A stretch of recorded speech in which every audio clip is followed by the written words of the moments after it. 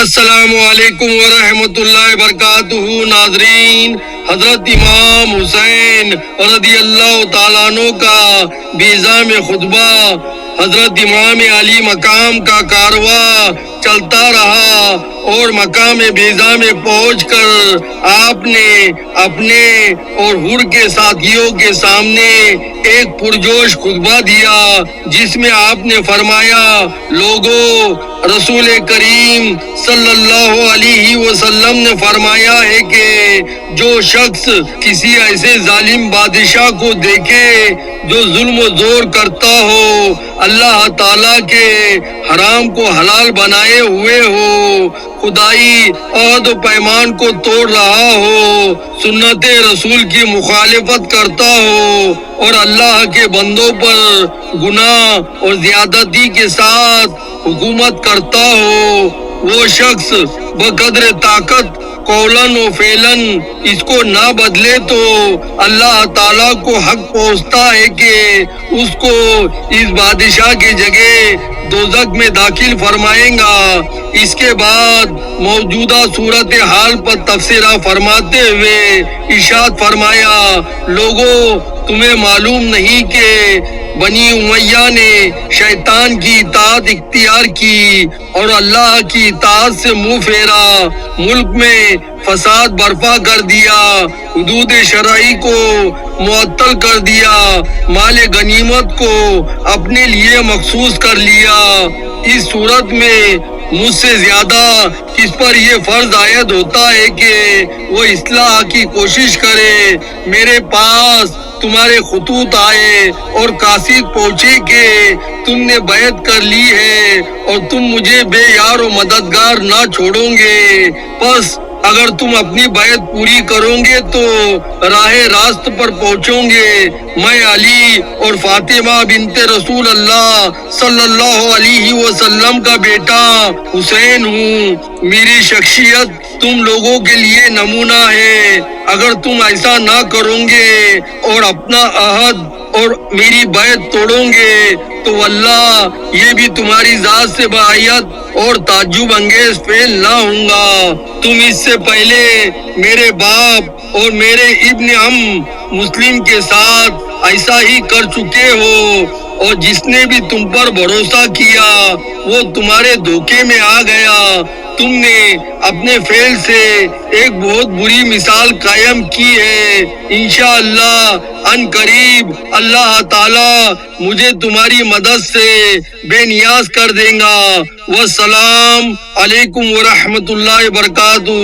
یہ تقریر سن کر حر نے کہا، میں آپ کو آپ ہی کی جان کے بارے میں اللہ تعالیٰ کی یاد دلاتا ہوں اور شہادت دیتا ہوں کہ اگر آپ نے جنگ کی تو قتل کر دیے جائیں گے۔ حضرت امام حسین رضی اللہ تعالیٰ عنہ نے فرمایا، کیا تم مجھے موت سے ڈراتے ہو؟ کیا تمہاری سخاوت اس حد تک پہنچ جائیں گی کہ مجھے قتل کر دو گے؟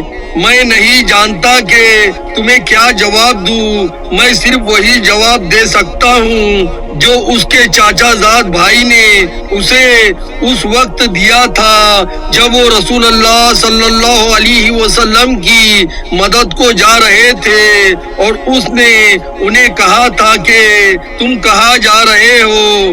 اگر تم رسول کی مدد کو نکلو گے تو قتل کر دیے جاؤ گے۔ اس پر انہوں نے یہ جواب دیا، میں ان قریب اپنے مقصد کو پورا کروں گا، اور موت جوان مرد کے لیے باعث ننگ و عار نہیں جبکہ اس کی نیت نیک ہو اور مسلمان رہ کر جہاد کرے۔ حر نے یہ تقریر سنی تو الگ ہٹ کر چلنے لگا۔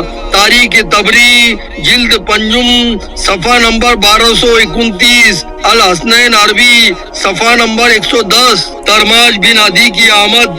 کاروان اہل بیت عذیب الحجنات پہنچا تو امام حسین اور حور کے لشکر نے ایک تیر کی مسافت کا فاصلہ درمیان میں چھوڑ کر الگ الگ قیام کیا۔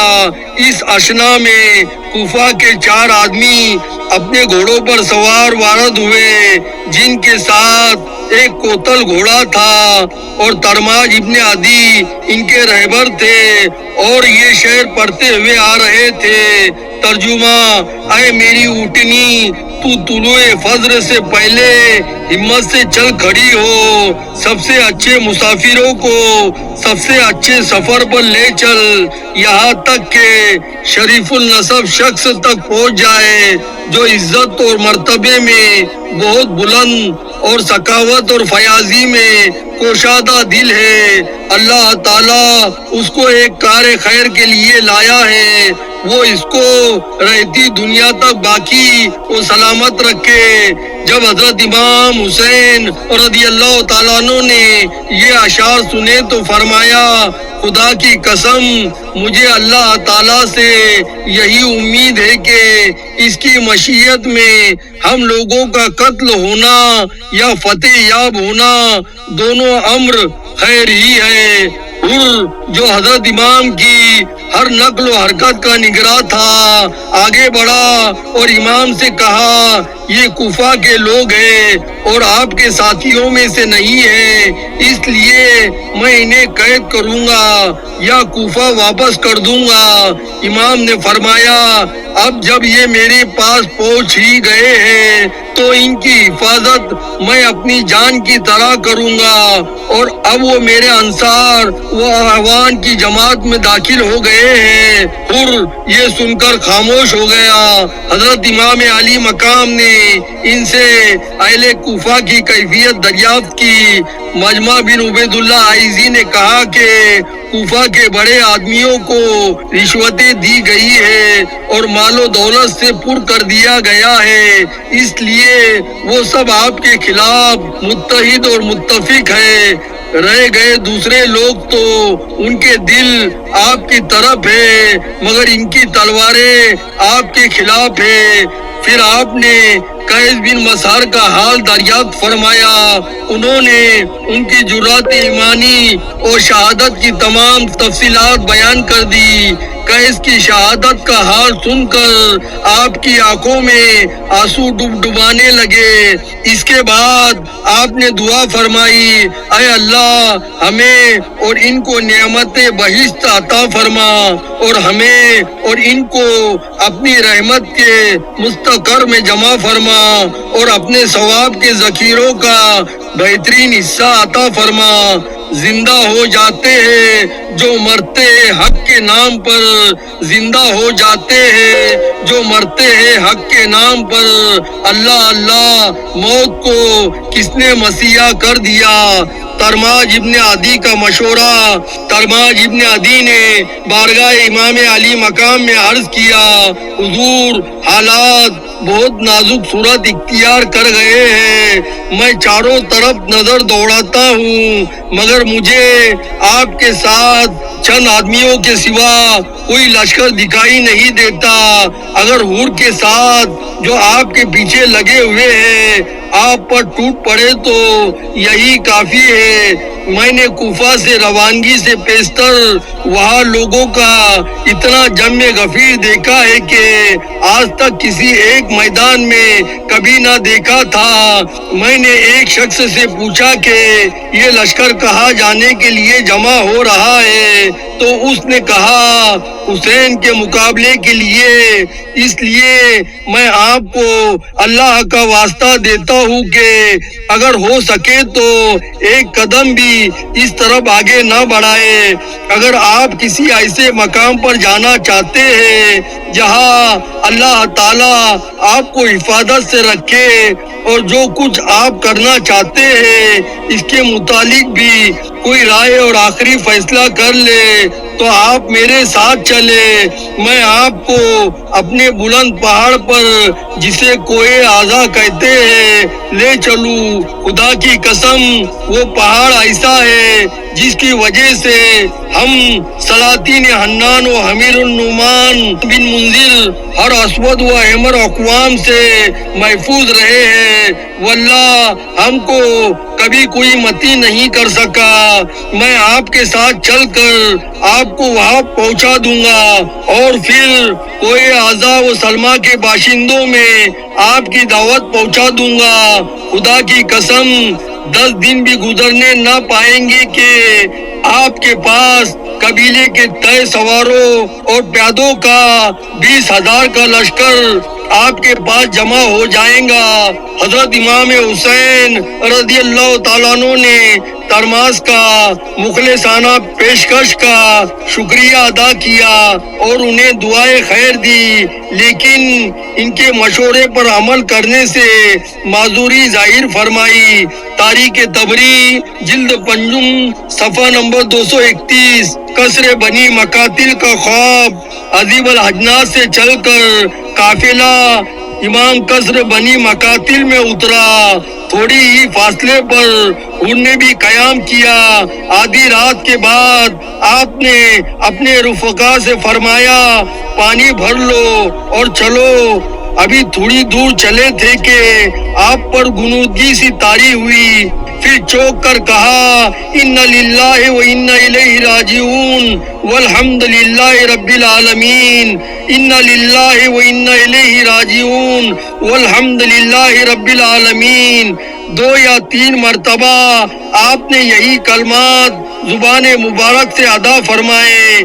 یہ سن کر آپ کے صاحبزادے حضرت امام زین العابدین رضی اللہ تعالیٰ عنہ نے فرمایا، ابا جان میں آپ پر فدا ہو جاؤں۔ اس وقت آپ نے یہ کلمات کس وجہ سے فرمائے ہیں؟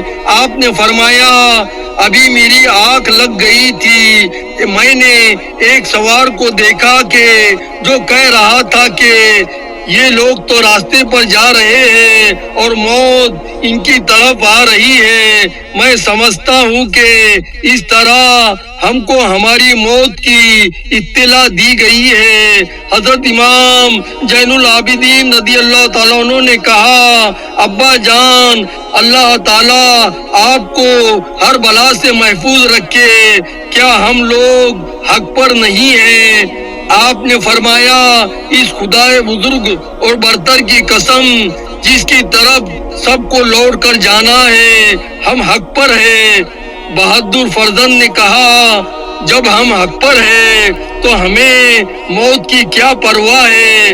حضرت امام عالی مقام نے فرمایا، بیٹا تمہیں خدائے تعالیٰ جزائے خیر دے، بہترین جزا جو کسی بیٹے کو اس کے باپ کی طرف سے مل سکتی ہے۔ تاریخ طبری جلد پنجم صفحہ نمبر 233۔ رنگ جب محشر میں لائیں گی تو اڑ جائیں گا رنگ، یوں نہ کہیے سرخی خون شہیدان کچھ نہیں۔ اللہ اکبر۔ ناظرین، اس قسم کی دینی ویڈیو دیکھنے کے لیے ہمارے اس چینل کو سبسکرائب کریں، لائک کریں تو زیادہ سے زیادہ شیئر کریں اور کمنٹ باکس میں سبحان اللہ ماشاء اللہ ضرور لکھیں۔